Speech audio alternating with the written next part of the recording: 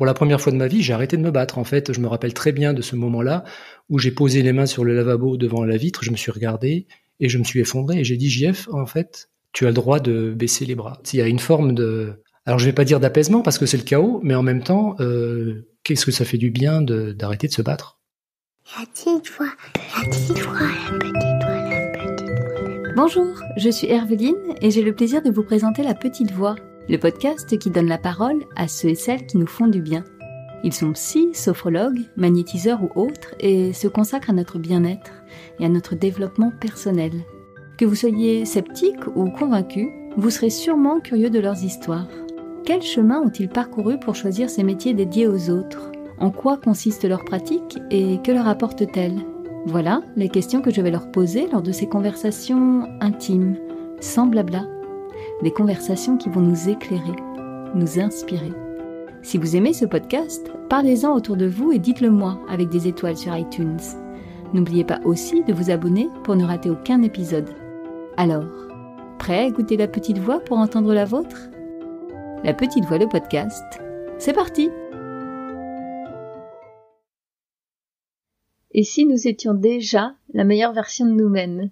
Et s'il n'y avait rien à changer, rien à transformer, juste un trésor intérieur à dévoiler. C'est l'idée que défend mon invité du jour, Jean-François Claus. Ce maître Reiki est convaincu et nous convainc que notre bonheur est déjà là, à l'intérieur, en nous. Il ne nous reste plus qu'à cheminer vers nous-mêmes pour trouver les réponses. Lui-même en sait quelque chose. Lui qui a grandi avec le poids écrasant d'un secret de famille. Un secret longtemps tu, inavouable, qui prenait pourtant toute la place. Et puis, avec la crise de la quarantaine, est venu le chaos, le sol qui s'effondre sous ses pieds. Jusqu'à ce que cette vie, qui avait implosé, se reconstruise et se réinvente complètement. Avec le Reiki, notamment.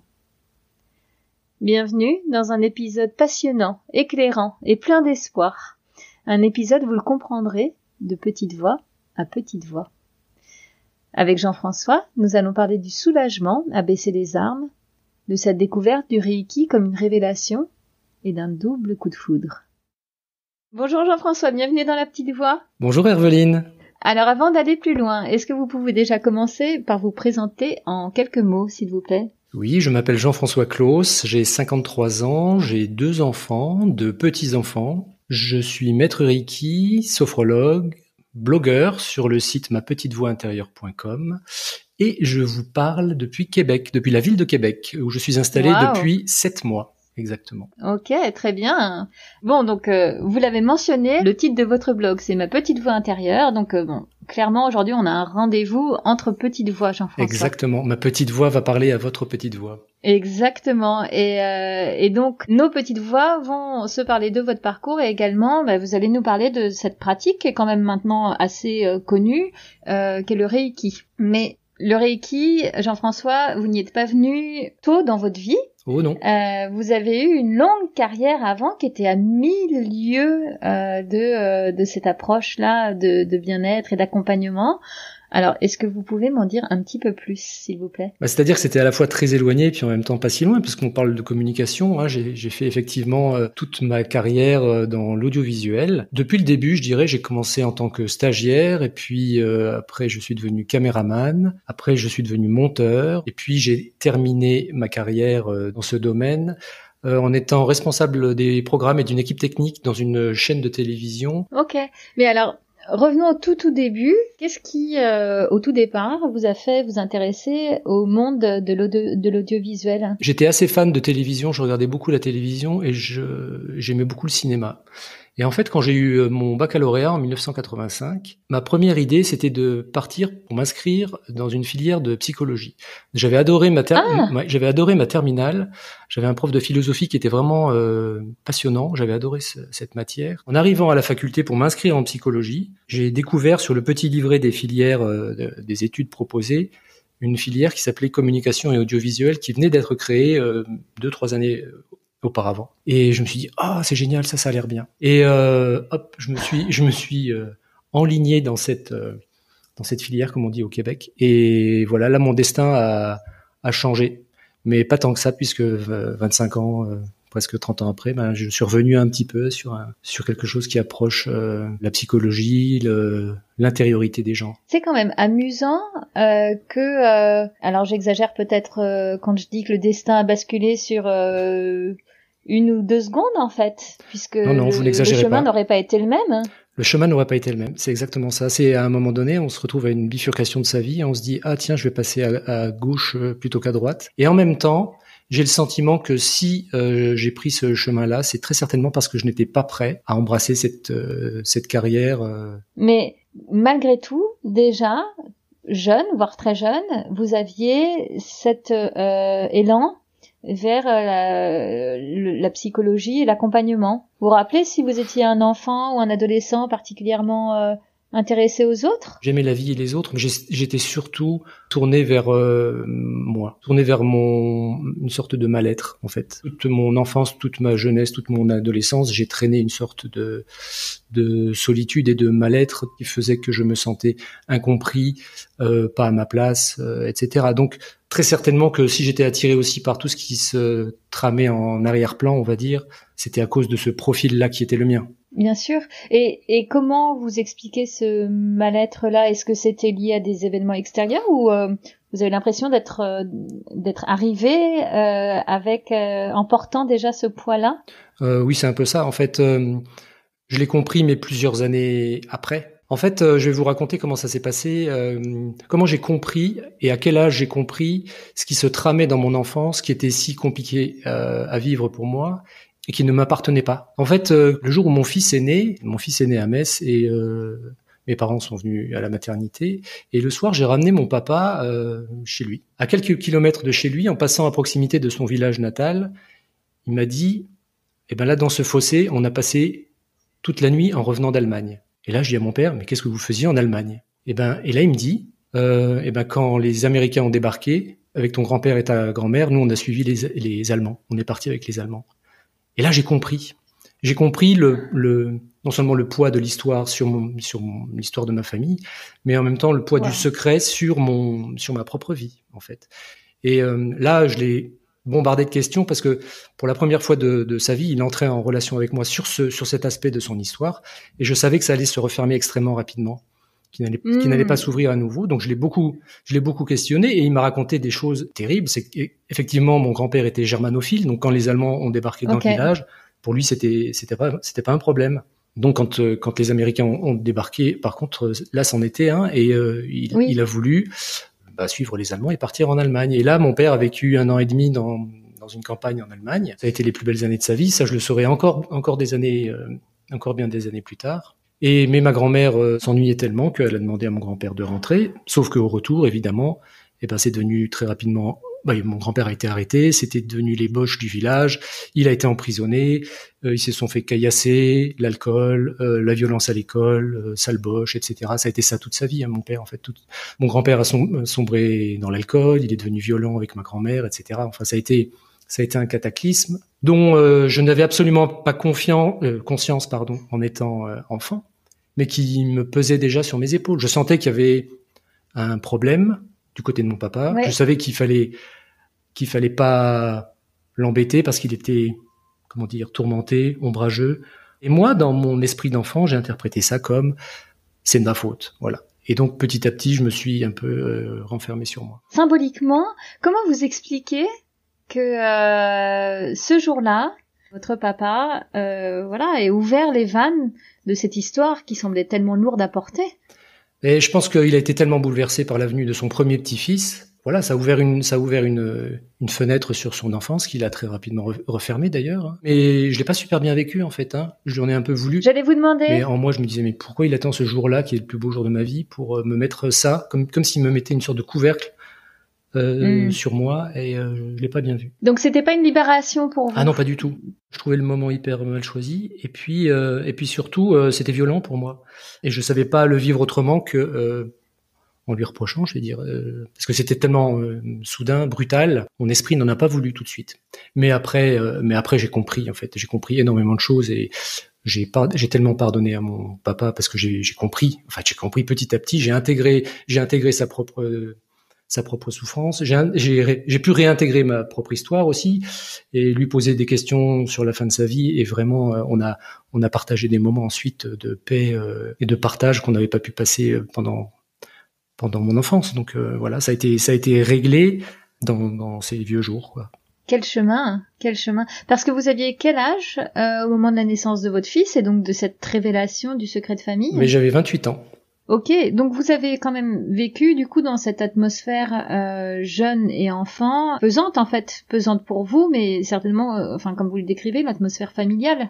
C'est-à-dire que c'était paradoxal parce que j'ai jamais manqué de rien et que mes parents, ils ont toujours été adorables, présents. Ma maman est un rayon de soleil qui a beaucoup fait. J'avais une maman qui était extrêmement joyeuse, qui est toujours joyeuse et qui aime la musique et qui aime la vie et j'ai pas été malheureux, mais à l'intérieur de moi, j'avais toujours ce questionnement, c'est il y a quelque chose qui ne va pas. Et ça a fait de moi un enfant replié sur lui, timide, qui avait du mal à parler de ses émotions.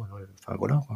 Ouais. Et comment vous essayiez de trouver des réponses à l'époque? Je n'en cherchais pas des réponses parce qu'en fait, pour moi, c'était clair que le problème, c'était moi, en fait. Donc, je me taisais et je prenais sur moi. Et en fait, ce qui s'est passé, c'est que toute ma vie, j'ai fait ça, quoi. Je me suis conformé, j'ai essayé d'être le bon fils pour pas faire trop de vagues. J'ai été le bon collègue, j'ai été le bon employé, et à chaque fois je fermais ma bouche et je prenais sur moi. Jusqu'au jour où je n'ai plus pu faire tout ça, et tout s'est effondré pour moi il y a quelques années. Ouais, on va y revenir, mais on comprend déjà pas mal de choses avec ces premières années de vie. Finalement, ce jour où vous basculez de la psychologie à l'audiovisuel, en tout cas, oui. Vous écrivez le chemin autrement et vous vous lancez donc dans cette carrière-là. Et puis, vous nous l'avez dit, vous avez monté des échelons, vécu différentes expériences professionnelles. Mmh. J'imagine, si vous y avez passé 25 ans, que vous y trouviez quelque chose. Alors, ce qui me plaisait, je pense, c'était un métier de communication. Donc, ce qui me plaisait, en fait, c'était de montrer, je pense, à mon père que j'étais capable de communiquer différemment, de trouver un moyen de communiquer. Ah. Quelle a été sa réaction quand vous êtes revenu en disant finalement je me suis pas inscrit en psycho mais en audiovisuel? À mon avis, alors je vais vous dire une chose, je pense que ça l'a soulagé parce qu'en fait tout ce qui était psychologie et psychiatre, je pense que ça lui parlait encore moins et pour cause quand on sait le parcours et le profil. Bon, au final, je pense que ça lui convenait plutôt bien. Oui, finalement l'audiovisuel c'était bien. Ouais. Mais alors, vous nous dites que l'audiovisuel, ça a été un moyen pour vous de pallier à cette difficulté à communiquer, en tout cas pour montrer que vous en étiez capable. Mmh.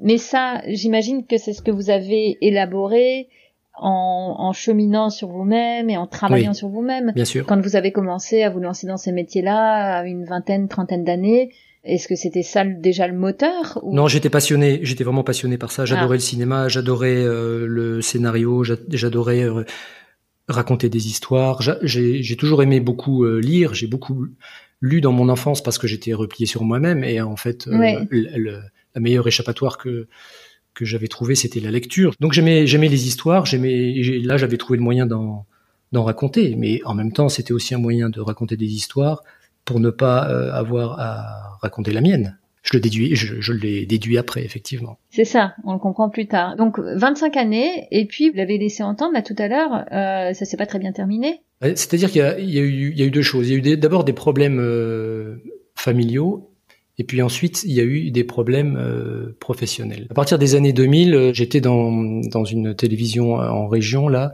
avec un directeur qui m'a mené la vie dure. Je me rappelle très bien d'une fois où il m'avait un peu humilié devant l'équipe et je m'étais dit toi tu me feras pas craquer en fait dans ma tête. Je me suis fait une sorte de serment avec moi-même et du coup je l'ai tenu vraiment jusqu'au bout, jusqu'à ce que la boîte ferme. À quel prix? À quel prix, c'est ça. J'ai été tellement mal pendant tellement d'années, ça a duré presque 10 ans. Oui. En 2009, mon fils a connu un gros problème de phobie scolaire. Il est rentré en seconde et ça a complètement, il a complètement baissé les bras. Il nous a appris au bout de quelques semaines où ça n'allait pas, où il refusait d'aller à l'école, qu'il avait été harcelé de la 6e jusqu'à la 3e. Mon Dieu. Et comme papa et comme papy, qu'est-ce qu'il a fait? Il a rien dit, il a pris sur lui et il a cru que ça allait passer comme ça. Ouais, et malheureusement pas. Et malheureusement pas. Et ça a été dramatique pour lui, ça a été dramatique pour sa maman et pour moi. Il s'en est sorti plusieurs mois après. Et disons que ça a rajouté à mon état de fatigue et de stress qui était déjà fort élevé avec ce conflit intérieur que je vivais au travail. Et puis, en même temps que mon fils a eu ce problème-là, j'ai connu un licenciement. J'ai été repris tout de suite dans une autre télé qui venait de se monter dans la région. Et puis, je suis tombé sur un directeur qui était encore pire que le précédent. Oh mon Dieu. Donc lui, je me suis dit, pareil, toi, ça va pas durer 10 ans comme ça. Que je me suis dit dans moi-même. Effectivement, ça a duré quelques mois. J'ai attendu d'avoir suffisamment de preuves pour pouvoir éventuellement plaider du harcèlement. Et puis, je me suis mis en retrait parce que j'étais vraiment en très grande souffrance. Comment vous expliquez que vous ayez quand même tenu? Qu'est-ce qui vous fait rester et ne pas juste fuir en vous disant c'est insupportable et je recommence pas ou voilà? C'est la peur, en fait. C'est les schémas qu'on se fait soi-même. C'est les histoires qu'on se raconte soi-même. Et moi, c'était je ne craquerai pas, je vais me battre. Jusqu'au jour où j'ai arrêté de me battre. Et là, ça a été salvateur. C'était juste que je savais pas faire autrement, en fait. J'avais acheté une maison, j'avais un job. Dans ce métier-là, il n'y avait pas tant d'opportunités que ça dans la région. Et je me voyais et je me croyais complètement limité et victime de tout ça. Donc à aucun moment, j'ai pensé que je pouvais être acteur de quoi que ce soit là-dedans. Donc au milieu de tout ce chaos intérieur, on va dire, je travaillais avec des jeunes gens d'à peu près 25-30 ans dans cette nouvelle équipe-là. Et puis il y avait une personne en particulier qui me disait souvent, avec qui je discutais souvent, qui me disait la chose suivante, c'est « on a la vie qu'on se fait ». Et au début, quand elle me disait ça, je me disais « oui, tu vas voir, on en reparlera dans 10, 15, 20 ans, la vie va s'occuper de toi, entre guillemets, et puis on verra si c'est si facile que ça ». Et puis les mois passaient, et puis elle me redisait ça. Et en fait, avec cette simple petite phrase là, cette personne, elle a un petit peu fendu l'armure. Et je me suis dit, et si elle avait raison? J'ai commencé à l'écouter différemment et j'ai commencé à m'observer vivre différemment. Et j'ai vu, en fait, tout ce que je viens de vous dire là, je l'ai vu d'un coup. C'est-à-dire que j'ai vu ce gars qui prenait sur lui en permanence, qui n'osait pas s'affirmer, qui n'osait pas juste dire ce qu'il pensait, ses émotions. Et là, en fait, j'ai fait une sorte d'implosion. J'ai eu l'impression de m'effondrer sur moi-même, en fait. Waouh. Vous aviez quel âge quand cette implosion est arrivée? J'avais 45 ans, la bonne crise de la quarantaine, cinquantaine. Hein. Ouais. Voilà, je quitte le domicile conjugal. Donc c'est un vrai cataclysme pour ma famille. Qu'est-ce qui a fait, parce que là on parlait de problèmes dans la sphère pro, on a évoqué les problèmes de votre fils, mais là en fait j'ai l'impression que vous embarquez tout en même temps, c'est ça. Même le couple, même le dernier, ce qui pourrait être un dernier refuge, même là, ça ne tient plus debout et tout s'effondre littéralement. Mais c'est ça, parce que je me suis aperçu que dans mon couple c'était pareil, je ne faisais que des compromissions et ça faisait des années que je n'étais pas moi en fait. Et alors c'est pas que j'aimais pas ma vie, je me sentais pas malheureux, mais j'étais pas heureux quoi. Donc je n'étais pas moi en fait. Mais alors en même temps, vous ne saviez plus comment faire quoi faire, mais vous le dites, vous commenciez à envisager des choses sous un autre angle, à accepter que peut-être la réalité que vous aviez construite était peut-être pas la plus juste pour vous. C'est ça. Et à prendre quand même, vous avez pris des décisions parce que c'est ça. J'entends, vous étiez très mal, mais quand même vous aviez pris des décisions et radicales. Mais oui, c'est ça. C'est qu'en fait, ce qui s'est passé, c'est que pour la première fois de ma vie, j'ai arrêté de me battre. En fait, je me rappelle très bien de ce moment-là où j'ai posé les mains sur le lavabo devant la vitre, je me suis regardé et je me suis effondré et j'ai dit JF, en fait, tu as le droit de baisser les bras, tu as le droit de ne plus te battre. Et j'ai sifflé la fin de la partie, en fait, c'est ça le truc. Oui. Je savais absolument pas quoi faire, ni comment le faire, ni comment reconstruire ma vie à ce moment-là, mais je savais que c'était le moment d'arrêter de me battre, d'arrêter de faire semblant, de faire semblant d'être qui j'étais, en fait. Qu'est-ce que ça fait du bien d'arrêter de se battre? Et c'est quelque chose que je conseille maintenant à bon nombre de personnes qui viennent me voir de faire, parce que on se rend pas compte à quel point dans l'expression se battre, en fait, il y a battre soi-même, il y a se faire du mal. Hein. On a l'impression de se battre contre les éléments, contre l'extérieur, mais en fait, on s'inflige un mal incroyable. Donc c'était la première fois de ma vie que j'acceptais de baisser les bras.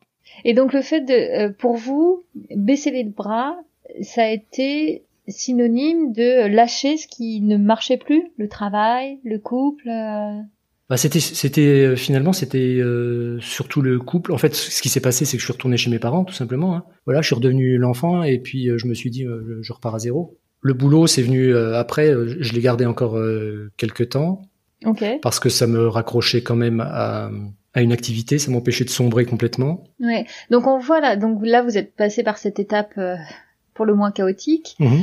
Comment s'est faite la reconstruction? Où est-ce que vous avez commencé à reprendre pied et par quels moyens?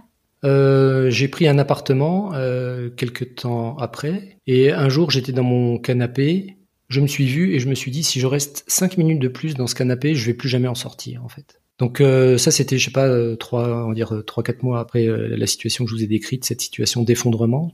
Voilà, donc je me suis levé de ce canapé et là, j'ai fait 3 choses. Je me suis dit que j'allais commencer à m'occuper de mon corps, donc j'ai repris le sport.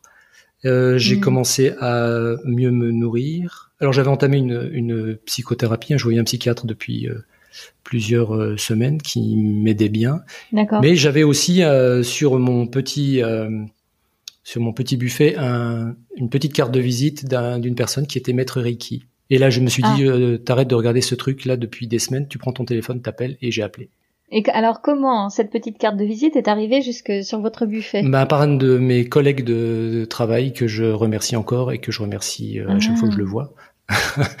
Donc vous décidez d'aller rencontrer ce praticien en Reiki. C'est ça, oui. Donc là, pour resituer un petit peu dans mon histoire, donc ça c'était il y a 7 ans maintenant, ouais, c'est ça. Donc je suis allé faire pour la première fois un soin Reiki. Je me suis retrouvé sur une table de massage, allongé, sur le dos, les yeux fermés, et puis la consigne que j'ai reçue du maître Reiki qui était à côté de moi, c'était de me laisser aller. Comme je suis un bon élève, je me suis laissé aller.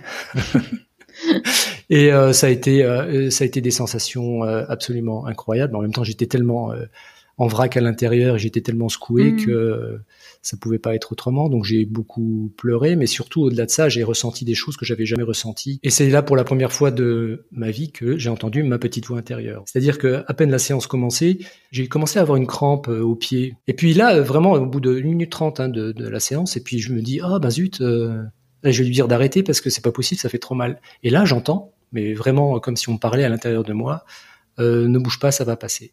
Alors, ah bon? Ouais. Alors effectivement, ça a passé. Et puis ensuite, j'ai entendu, ça va le faire 8 fois. Et effectivement, ça m'a fait 8 fois au même pied. Et puis en discutant après avec le maître Reiki qui m'avait fait la séance, elle m'a confirmé que c'est par les pieds que on évacuait.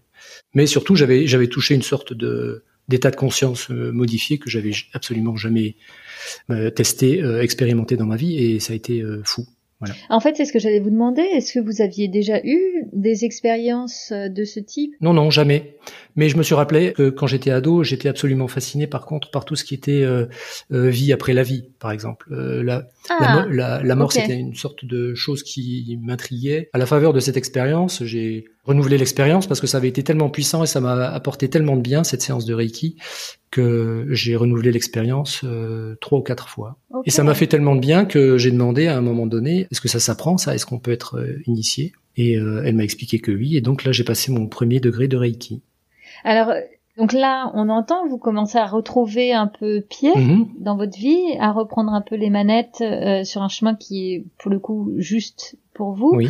Mais quand vous commencez à vous renseigner pour savoir si ça prend, est-ce que déjà, vous avez en tête que ça pourrait devenir une option professionnelle, ou est-ce que vous le faites par curiosité parce que ça vous apporte tellement que voilà, vous voulez aller un peu plus loin? Oui, c'est exactement ça. C'est je veux aller plus loin parce que je vois à quel point à chaque séance l'expérience est à la fois semblable et en même temps très différente. Je vois surtout dans les jours qui suivent à quel point je marche sur l'eau littéralement et je me sens épanoui. Donc vous faites cette formation en Reiki. J'imagine que ça continue à vous nourrir et à vous apporter beaucoup. Ah ben oui, en fait là ce qui se passe c'est que avec la première initiation ça s'ouvre encore plus en moi et puis je passe des semaines et des mois de plus en plus satisfaisants sur le plan personnel. Je me sens porté de l'intérieur et au bout de quelques mois, je rappelle mon maître Reiki en lui disant mais c'est incroyable ce qui se passe, j'ai plus mal au dos, j'ai plus mal à la tête, je prends plus de Doliprane, je me sens tellement bien, je peux pas garder ça pour moi, il faut vraiment que je partage ça autour de moi. Il faut que les gens sachent ça, que ça existe. Et là, elle me dit tout simplement, ah bah ça veut dire en fait que t'es prêt pour le 2e degré. Donc, ah ok, d'accord. Donc j'ai passé le 2e degré et à partir de ce 2e degré, j'ai commencé à pratiquer sur les autres. D'accord. Donc là, on voit que vous progressez Oui. et que vous avancez dans votre découverte du Reiki. Oui. Mais vous êtes encore en poste à l'époque? Oui, je suis encore en poste. Vous subissez toujours ce boss insupportable? Grâce au Reiki, justement, c'est devenu de plus en plus supportable parce que je me suis senti beaucoup plus léger et donc ça se passait plutôt bien. J'ai trouvé un équilibre et une sorte de satisfaction. En fait, j'étais sur une sorte de terrain de jeu en fait et je pouvais tester, dans ma vie à quel point ça allait mieux. Donc c'était satisfaisant, tout du moins dans un premier temps. C'est après que ça s'est gâté. Alors qu'est-ce qui s'est passé? Alors bon. Dans un premier temps, surtout, j'ai commencé à pratiquer sur les autres. Et ça a été de plus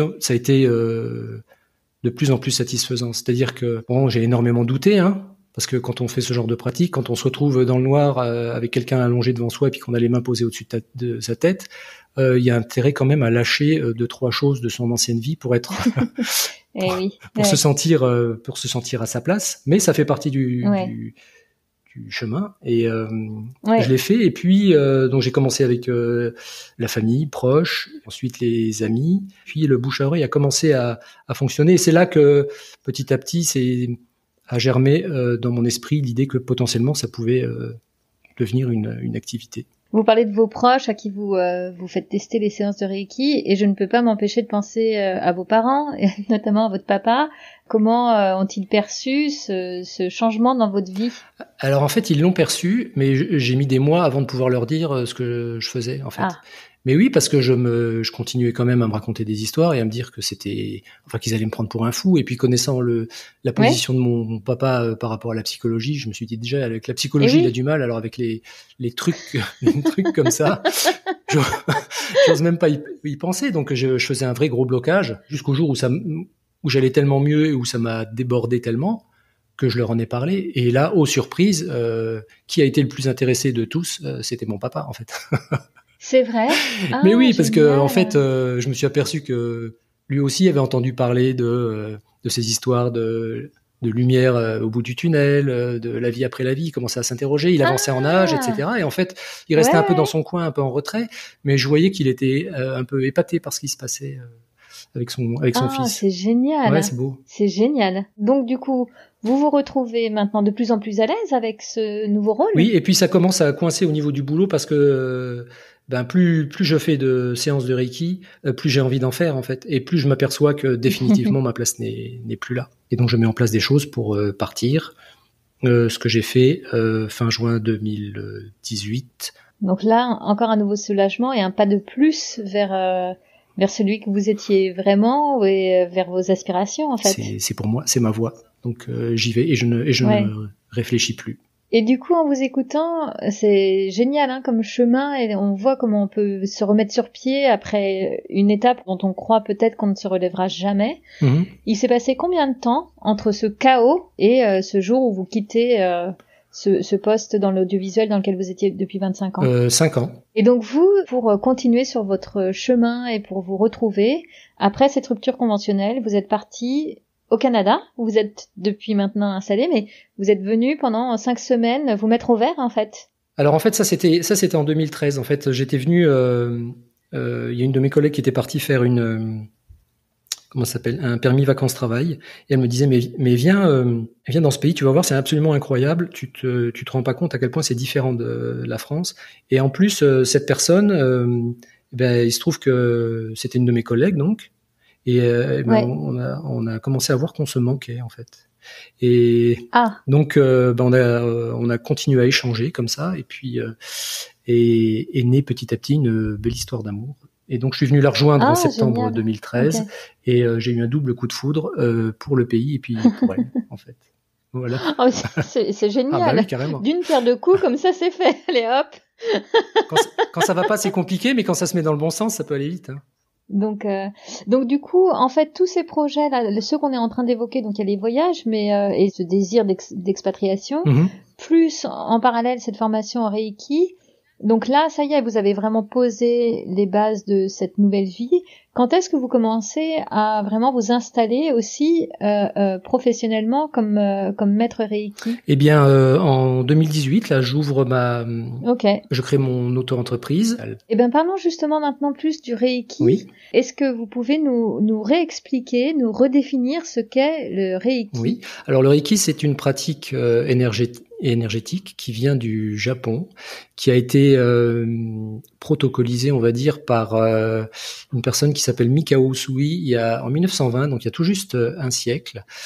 Ah, c'est récent en fait. C'est assez récent, mais ça fait appel à un savoir et un savoir-faire millénaire. C'est une pratique énergétique qui a pour but d'harmoniser le corps, le cœur, l'esprit et l'âme. En fait, le but du Reiki, c'est la paix intérieure globale. La personne qui vient pour une séance Reiki, elle est positionnée sur une table de massage, allongée sur le dos, habillée, et puis le praticien Reiki a un protocole de position de main de la tête jusqu'aux pieds. Le principe, c'est autour de nous, tout est énergie. C'est le Rei, le R-E-I du mot Reiki. À l'intérieur de nous, tout est énergie. Il y a une énergie vitale à l'intérieur de nous. Ça, c'est le Ki. Donc, le but du Reiki, c'est de mettre en relation cette énergie qui est autour de nous à la disposition de notre énergie vitale, de remettre en mouvement l'énergie vitale. Donc, le praticien Reiki, il se pose comme intermédiaire, comme canal entre cette énergie. En fait, on entre dans une sorte de méditation profonde et le travail énergétique se fait à travers nous et va dénouer les liens de la personne qui est allongée. D'accord. Alors pendant une séance Reiki, vous pouvez avoir des sensations de fourmillement, des sensations de chaleur, des sensations de lourdeur, des gargouillis, vous pouvez voir des choses, vous pouvez entendre des choses. Et du coup, pour quel type de problématique, enfin pour quelle raison on fait une consultation Reiki? On vient me voir pour plusieurs cas. Soit les gens ont testé beaucoup de choses et puis ils ne trouvent pas leur bonheur. Soit ils se sentent hyper stressés, ils sentent qu'il y a quelque chose qui les bloque et ils ne savent pas par quel bout prendre la chose. Soit ils sentent qu'ils sont en train de basculer, ils ont envie de changer de vie et ils ont envie d'accompagner ce mouvement de changement de vie. Et vraiment, dans ce genre de cas, le Reiki, c'est vraiment quelque chose d'extrêmement puissant. Alors, ce qui se passe, donc là, tout ce que je vous ai expliqué, là, c'est la partie de travail énergétique qui se fait. Il y a une chose que moi, j'aime beaucoup faire après, c'est prendre le temps de discuter avec la personne, au moins le même temps, on va dire 30 à 40 minutes. Parce qu'en fait, dans chaque position de main, là, dont je vous ai parlé, j'ai des messages, en fait. J'ai des images qui m'arrivent, j'entends des mots. Je sais que tous les maîtres Reiki ne le font pas, ça. Mais moi, je sens qu'il faut que je le fasse. En fait, c'est vraiment mettre des mots sur expliquer ce que vous avez ressenti, et puis aider la personne, peut-être elle aussi, à mettre des mots sur ce qu'elle ressent et comment l'aider à l'accompagner. C'est exactement ça. Et puis surtout, ce qui m'intéresse le plus, moi, c'est pouvoir lui donner ensuite des clés. Je peux vous donner un exemple, si vous voulez. Oui. Je me rappelle très bien d'une personne qui était venue me voir. La thématique, c'était « j'ai un problème de confiance avec les hommes. Je n'arrive pas à trouver un mari ». C'est une personne qui avait une 60aine d'années. Ok, donc on fait la séance et puis à un moment donné, quand j'avais mes mains à proximité de ses oreilles, j'entends le mot sœur. Donc quand on fait ce petit débrief là, à la fin de la séance, je lui dis mais est-ce que vous avez une sœur ? Elle me dit oui. Je lui dis il y a un problème avec elle. Comme j'avais eu ce mot là, comme j'avais entendu ce mot quand mes mains étaient à proximité de ses oreilles. Pour moi, le message, c'était je ne m'entends pas avec cette sœur. Et le message qui arrivait en même temps, c'était ça. Et elle me dit, oui, je lui parle pas depuis 20 ans. Et là, elle me raconte, elle s'était mariée avec un homme, et le jour de son mariage, cet homme-là s'était confié à sa sœur en lui disant qu'il était homosexuel. Et elle a gardé ça pendant des années, jusqu'au jour où ça a clashé dans le couple. Et en fait, pour moi, c'était une clé. En fait, je lui dis, vous n'avez pas un problème avec vous n'avez pas un problème avec les hommes. En fait, vous avez un problème avec votre sœur. Le pardon que vous allez accorder à votre sœur, en fait, c'est la clé pour que vous vous sentez mieux dans votre propre vie et que ça s'arrange avec les hommes. Vous voyez le genre de déclic qui peut se produire. Alors, il s'agissait pas forcément de renouer le contact avec sa sœur, mais de pardonner intérieurement à sa sœur, de se pardonner aussi cette distanciation qu'elle avait mise avec sa sœur, pour retrouver confiance en elle, confiance dans les hommes, confiance en la vie. J'ai certains de mes collègues qui, par exemple, ne fonctionnent pas du tout comme moi, mais qui, eux, ça passe plus par les mains, par exemple. Ils ont vraiment une capacité à sentir les problèmes physiques qui coincent.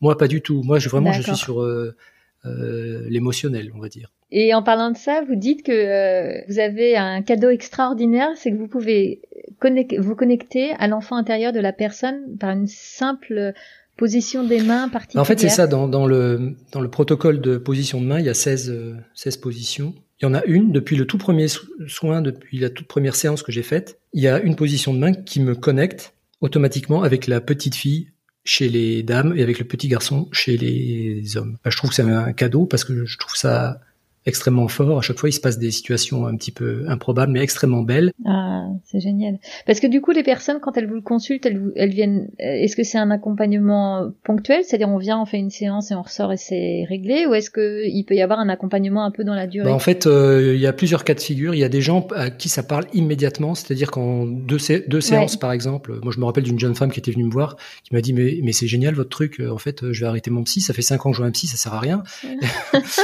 Mais j'ai aussi des gens qui viennent de manière régulière, comme on vient voir un ostéo pour se sentir un peu plus en forme au changement de saison, ce genre de choses. Mais d'ailleurs, moi je dis que le Reiki, c'est l'ostéopathie du cœur, c'est les massages de l'âme, en fait. Donc, Et vous dites pour autant que vous pouvez faire des consultations à distance. Alors, est-ce que c'est malgré tout du Reiki que vous faites quand vous faites à distance?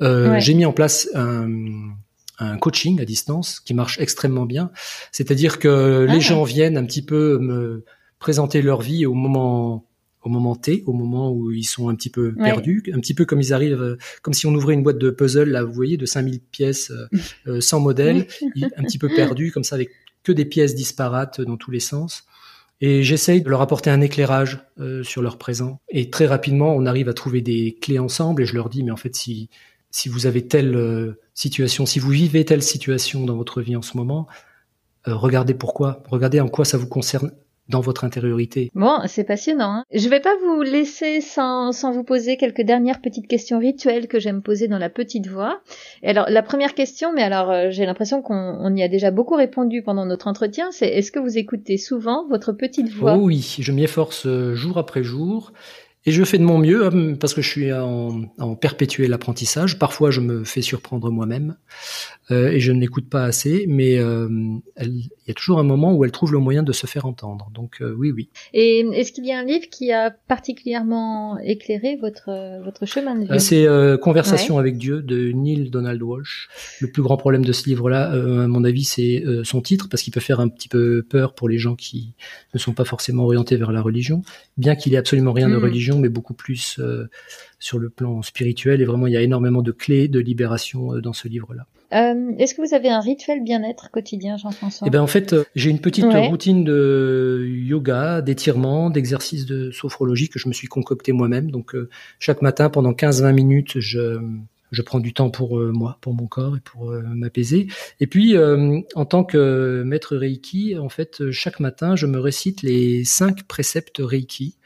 Ça dit, alors juste pour aujourd'hui, je suis libre de toute colère, je suis libre de toute préoccupation, de toute peur, je montre de la reconnaissance, j'accomplis mon devoir avec gratitude, j'aime les autres et je respecte toute forme de vie.